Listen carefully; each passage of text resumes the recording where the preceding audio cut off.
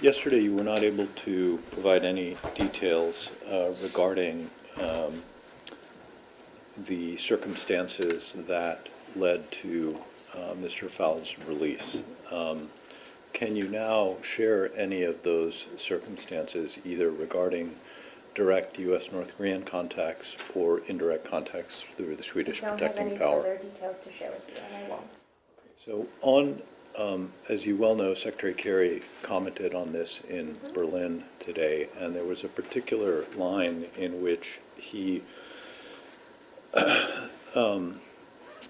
talked about how North Korea knows what it wants to do, and that if it were willing to engage in nuclear negotiations, that the United States would be willing to start the process of perhaps, and I can read you the quote, I have it here if you want, but to perhaps adjust its security posture in the region because the reasoning for the security posture would no longer obtain. Was that meant to float a new effort to get them back into talks, or was it rather a reiteration of the long-standing U.S. position that over the very, very long term, if North Korea were to, as it were, change its spots, then the United States could take another look at its security posture on the peninsula? The latter. Was the, I'm not sure if you saw the comments that were made by the KCNA today that Mr. Fowle's release had come about as a direct result of an intervention by North Korean leader Kim Jong-un, who said he was replying to repeated requests from President Obama. Is that your understanding of the events? As I said, we're not going to have any more details to confirm, not confirm, discuss in any way about how this happened. Can you explain why, by the way, that you feel it's so important not to? There's 2 Americans that are still in detention in North Korea, and we don't want to take any options off the table or do anything that would limit our ability, publicly or privately, to get them home. So by confirming Kim Jong-un's or KCNA's statement about what this was a decision by Kim Jong-un, you feel that could compromise the safety of the 2 Americans? We're just not going to get into the business of confirming these rumors one way or the other. Do you have plans to debrief Mr. Fowle? As you know, he's home with his family in Ohio. They landed at Wright-Patterson Air Force Base this morning. I haven't heard of any, but I'm happy to check with her team. Would it be surprising if he were not debriefed? I just don't have any details on that for you. I don't want to speculate. Could you check? A follow-up question? Yeah. Has President Obama ever gone beyond calling publicly for the release of these Americans and made in private specific requests directly to North Korea, like sending a letter or something? Well, as I just said, I don't think I'm going to confirm one way or the other any of those rumors that are out there.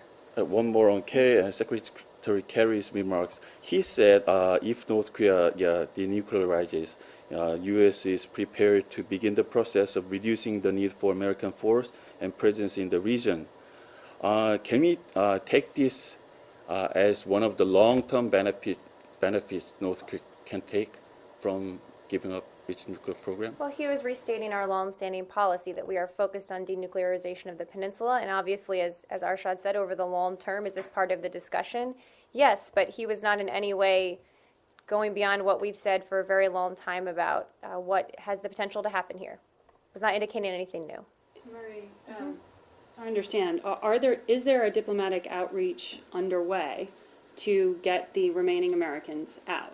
We have many ways, publicly and privately, to actively work for their release. So, we don't always outline the details of those publicly, right, if ever. but we know that the Swedes act as intermediaries for the United States. There are protecting power there. Right, so they are relaying any requests or diplomatic outreach on behalf of the United States. I'm just not going to get into more specifics than that. They serve as our protecting power there. You know what that means in terms of trying to get consular access to these people.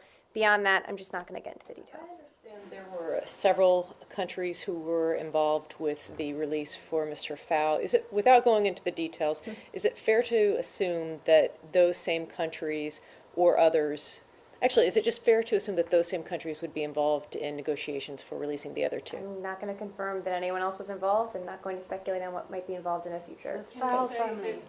I'm probably not going to have much more to say on this. Well, the Just Fowle to- family in their statement this morning that was read out for them when he arrived back in Ohio thanked former U.S. Ambassador Tony Hall. What was his role in these? I saw those. I think he might have been serving as an informal advisor to the family, but I was checking on this. Let me double check on that. But I think that may have been the role he was Can I playing. just finish what I was asking? Which Sure. was, did this come up with Secretary Kerry and the Chinese foreign minister when they spent the day together on Friday, specifically the case of I Jeffrey can Fowle, the check. other I know prisoners? I know DPRK was a huge topic of conversation during their meetings, primarily the denuclearization issue. We always talk about the American citizens. I can check if this case specifically did. I'm guessing it did. How do you define informal advisor? I can check, guys. I don't have more details on Okay. that. And just one more, slightly stepping out of this a little bit. I don't know if you saw also that Japanese diplomats are going to go visit Pyongyang, and that will be the first time within about a decade, I believe, that such a delegation has gone across.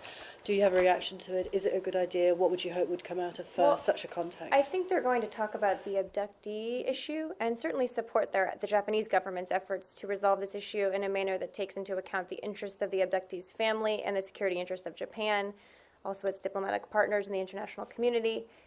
We have regular contact with Japan on DPRK-related issues, and they can probably speak more to the actual visit.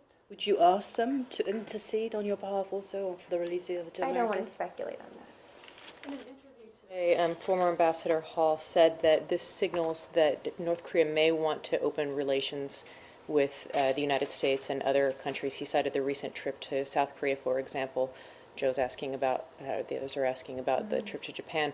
Would you agree with that, that you Well, believe? he's a former government official, so obviously he's entitled to his own analysis. What we're focused on is the other two Americans. We said this is a positive development that they did allow Jeffrey Fowle to return home, but we're focused on the other two Americans, bringing them home to be reunited with their families. And our top priority is on the denuclearization issue.